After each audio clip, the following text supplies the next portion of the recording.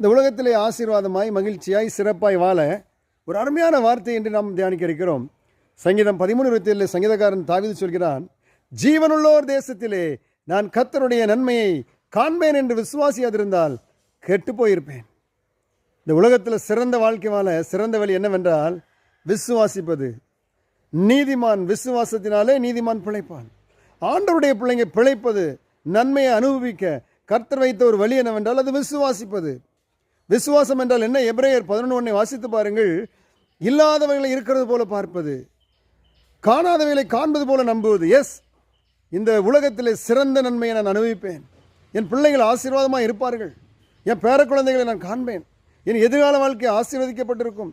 என் குடும்பம் கட்டப்படும் என்று இவ்வுலக நன்மைகளையும் நான் மறுமைகளை நித்திய ஜீவனை சுதந்திரிப்பேன், நான் பரலோக ராஜ்யத்தின் வாழ்வை காண்பேன் என்று ஆழமாய் நம்புகிற ஒரு மனிதன் எப்பொழுதும் இடறி விழ மாட்டான். அவன் வாழ்ந்து